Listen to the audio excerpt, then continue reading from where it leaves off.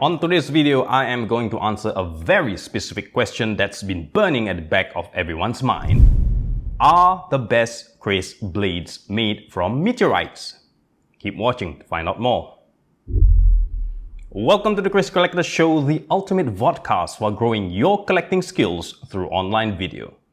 If this is the first time you are hearing the word Keris, a Keris is a traditional asymmetrical double-edged dagger exclusively unique to the people from the Malay archipelago.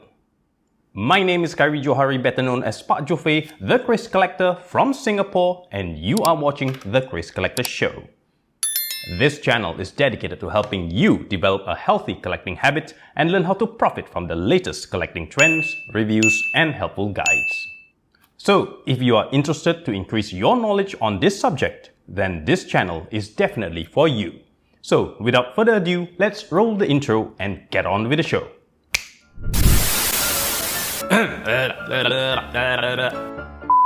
I need to powder my nose or something? Good, I look good. And Okay, hi guys, and welcome to the Keris Collector Show. I hope you are all in good health and positive spirit always. We are at episode 9 of our weekly show. Slowly and steadily, like a meteorite hurtling towards Earth, we are heading towards the first 10 episodes. It's been a very fulfilling experience for me. I personally cannot believe that I have maintained my commitment to produce consistent and quality content each week. Being a perfectionist that I am, I always seek continuous improvements to each new video produced. All this would not have been possible without your continued support, encouragement, and feedback. I know I have said this many times, but I choose to repeat this anyway. My gratitude and thanks goes out to all subscribers and returning viewers. I thank you all very much for your viewership and subscription. For returning viewers, if you have not hit that subscribe button, do consider subscribing to stay updated and informed of my latest video uploads. On today's video, I'm continuing where I last left off. I am still talking about Keris blades. Today's topic is not only very interesting, it borders on controversy as well. Some of you may enjoy it, and some of you may be offended by it. I can sense the disturbance in the force already. I felt a great disturbance in the force, as if millions of voices suddenly cried out in terror and were suddenly silenced. I fear something terrible has happened. In the previous few episodes, I shared the basic construct of a Keris blade and its design elements. If you missed that episode, catch it right here. Today, we are going deeper on the subject, the very core and essence of the Keris itself, the Keris blade material. I will start off this presentation by answering a commonly asked question. Are the best Keris blades made from meteorites? No, the best Keris blades are not made from meteorites. It is a scam, it is a sham, it is a conspiracy, it is a lie. It is a lie. Crafted by profiteering dealers in their attempts to fool ignorant buyers into paying more than its actual worth. No, God! No, God, please, no! No! No! No! The truth is, all traditional Keris blades are made from meteorites. Wait, what? Thought I said earlier that the best Keris are not made from meteorites. Am I contradicting my statement? No, I am not. Son of a...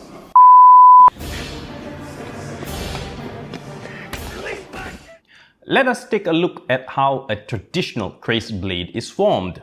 Traditionally, a Keris blade is not made from a single billet of iron.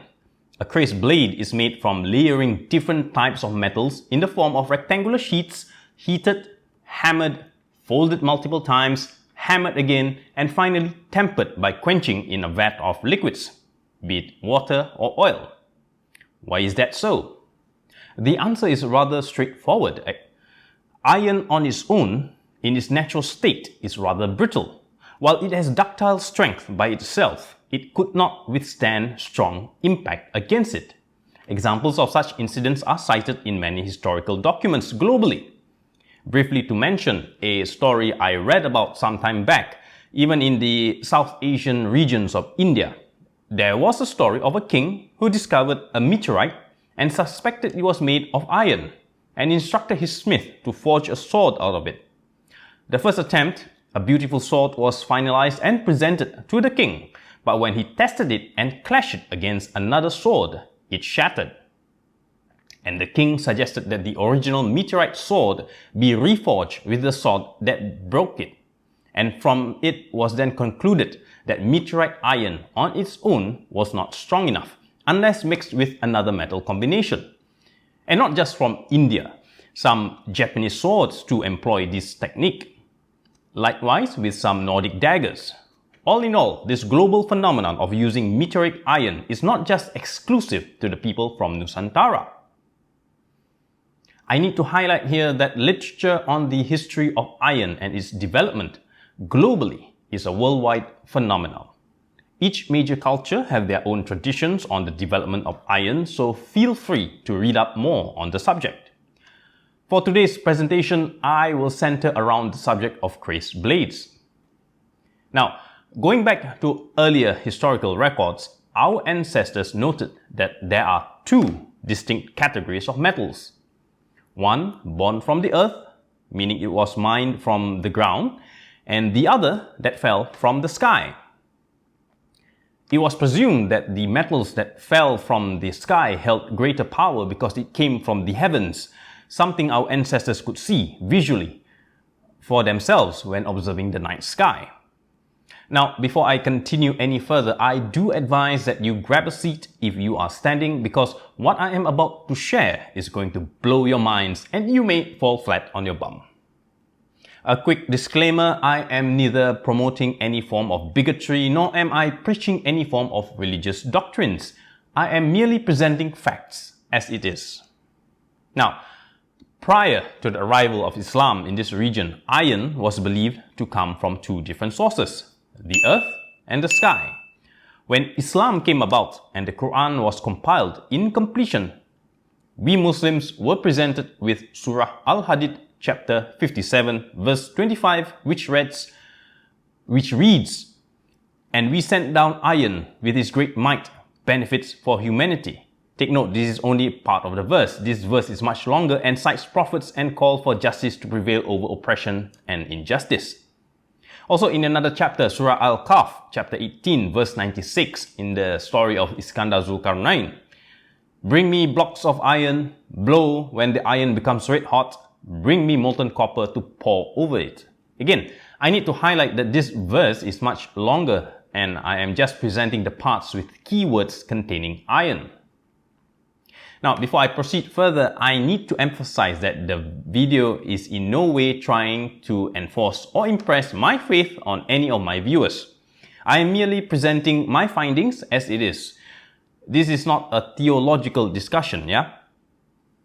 In these Quranic chapters, it was revealed by Almighty Allah subhanahu wa ta'ala that iron was sent down to earth. Meaning to say, what this chapter suggests is that iron does not exist naturally on earth. Now, fast forward to today.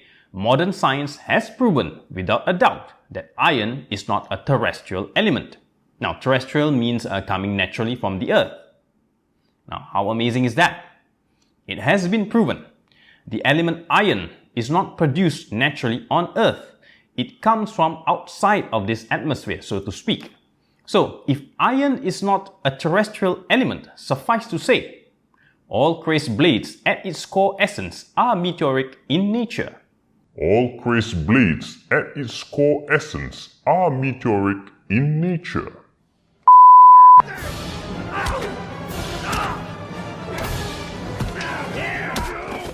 I dedicated my entire life to this.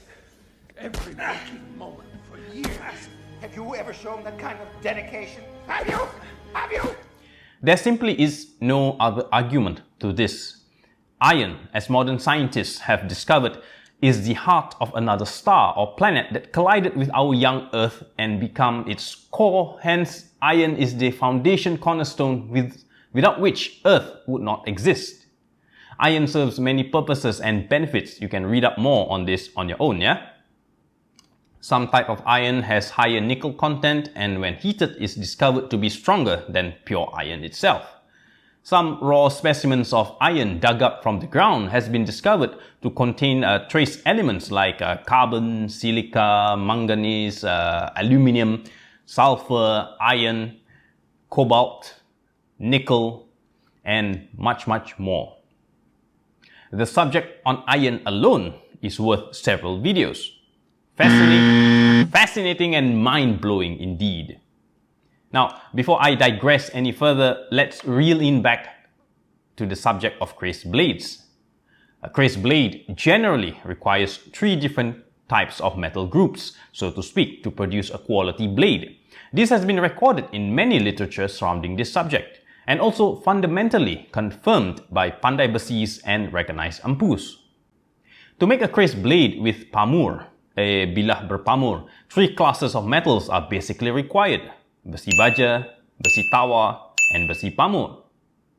For Keris blades without pamur, the types referred to as bilah kelingan in Javanese or bilah Malela in Peninsular Malay regions, a specific type of iron sand known as besi Malela or pasir Malela is needed. Now, there is a reason why an ampu is also referred to as a pandai besi. Their understanding and knowledge of metals is astonishing, as with their understanding of nature and its elements. To us laymen, we are given the generalized terms of besi baja, besi tawa, besi Malela, besi pamur, and besi in general. We often assumed the following: besi baja is steel, besi tawa is iron, besi pamur is nickel, and besi Malela is made from iron oxide. In truth, it is far more complex. The secrets of the metals and how it is manipulated lies with the ampu or pandai besis themselves. Often, the formulation and techniques of producing each class of metals used categorically are kept secret. No one truly knows the exact formulation and techniques applied. Yes, it is possible to reverse engineer specimen blade examples and identify the respective metals present. However, the process involved to strengthen respective metal classes used are often a closely guarded secret and not easily revealed. Back in the day, pandai besis and ampus were a very meticulous and conscientious class of professionals. They produced their materials from scratch, from the raw minerals and elements gathered, selected, and graded by themselves personally. Unlike modern blacksmith, whereby this process is skipped entirely for a simple fact that iron and steel billets or plates are readily available. Even scrap sheets of metals today are being incorporated into the production of a modern Keris blades. So here lies the difference and the answer as to why modern Keris smiths are not able to produce a Keris blade in the quality that can match those made by ampus and pandai besis from the past. Sure, we have to admit that thanks to modern technology, modern iron and steel billets are more refined thanks to processes that removes impurities, yet in terms of feel and handling, pales in comparison to those made in the past. Or another hypothesis is that these days man relies too much on machinery, and in a way the produce lacks the soul or essence, or a lack of a better description, the esoteric aspect defined as isi besi. Pandai besis back in the day treated every raw material with respect and utmost surreal religious devotion. Whenever they start a task dealing with these earthly or heavenly elements, it becomes an almost ritualistic religious process. The focused intent, even at the basic creation of a billet of metal which will eventually be used in the production of a Keris blade, is usually accompanied with incantations and mantras and celebratory offerings. In short, positive vibes and focus are given on the task at hand, unlike today where everything is just run through a machine at the push of a button. Hence, on an esoteric level, positive vibes are imbued actively throughout the process of producing a Keris blade. as compared to today, whereby most modern smiths, their focus is more towards the faster I complete this blade project, the faster I can move on to the next project so I can make more money. Hence, here is the difference between the pandai besis and empus of the past and the smiths of today. Quality against quantity. Oh, and I suddenly remembered, some time back, someone ever asked me how is it antique Keris blades is able to retain its sharpness despite not required to be sharpened. Now, the secret is, as I mentioned earlier, lies in the preparation of the metals used. To us, we generalize that most Keris blades are made of metals known by these descriptions: besi baja, besi tawa, besi pamor, besi Malay. These are just general classifications. The real truth is, in each class of these metal types used in the creation of a Keris blade, there are numerous permutations of formulations and preparation methods that strengthens the end product. Example, besi baja, we assume it to be steel, but to a learned traditional pandai besi, there are hundreds of steel mixture formulations with various names associated with symbolic uses, luck and purpose. Likewise with besi tawa, iron, there are various grades of iron. Besi pamor, nickel-rich iron, also various grades of them. Besi Malay and oxide from iron that is almost free of impurities, usually in its raw form, in the form of sand. Dredged from dried riverbeds, also referred to as pasir Malay. Within the class itself, there are various grades, so you see the magnificence of iron, how indeed what is revealed in the Quran, Surah 26, Al-Hadid, iron has strength for the benefit of man, holds true. The rest is up to man to discover the formulation. The combination, the process, and method to strengthen the iron is all up to experimentation. Like I mentioned in my previous video, the subject of the Keris is race-centric. You have to respect the culture and the people. We are not savages as how colonizing white folks labeled us to be. We are way more advanced way back whilst these colonizers were still in the dark ages. No offense intended to anyone, I am just stating the facts as it is. I would also like to add that the West often assume they are able to decipher and reverse engineer the secrets of creating a quality Keris blade by applying their understanding of iron and smithing technology to that of the Eastern Keris production methods of Nusantara. Here is where most fail and have not even come close to barely scratching the surface. Sure, you can produce Damascene patterned knife blades, but it is nowhere near the unique likeness and feel of true Pamor Keris blades. To conclude today's episode, I hope you now have a better understanding of Keris and its meteoric relationship.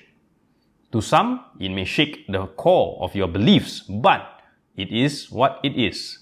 Science has proven that iron is non-terrestrial. Religious scripture, the Holy Quran, has mentioned this in the revelation by Allah subhanahu wa ta'ala. Once again, the subject of iron and its meteoric origins is a fascinating subject on its own. If I were to dedicate an entire series on how iron is produced by a pandai besi in the Keris and Tosan Aji craft, documenting all known formulations and methods, easily it will take up another 10 episodes. But who knows, if there are some interested parties who will sponsor this project, then I might consider undertaking it. Now here's a quick hint, donations and sponsorships are welcomed. Now, I myself collect raw meteorite specimens for study. There are many books written on this subject. One of the books that I highly recommend to read is titled Rocks from Space, written by Richard Norton. In one of the chapters on meteoric iron, there is a mention on the status of iron as being non-terrestrial, not produced naturally on Earth. Quite a lot to take in from this episode alone. The upcoming 10 episode I will share on Pamor and its formation techniques. I was contemplating if I should continue that discussion in today's video, but I think that would be too much content for this one episode alone. Hence, my decision to end it here for now. At this point in time, I hope you are still with me and have yet to experience a massive headache yet, yeah? As we dive deeper into this subject, it is going to get more interesting and confusing at the same time for some. But if you are going to set yourself out to be a serious collector, these are basic foundations that you must understand and grasp before you progress any further. Enjoy the journey of learning and then pass on what you have learned. We have come to the end of today's episode. Thank you for watching till the end. I hope today's video adds value to you and that you have learned something from watching this video. I look forward to reading your feedback in the comment section, so please feel free to leave a comment. If you like what you have watched today and feel that more useful video guides are required, please show me your support by clicking the like, subscribe and bell notification icon. So, until we meet in the next video, this is Khairi Johari, better known as Pak Jofe, the Keris Collector from Singapore, snapping out. See you in my next video. Bye bye.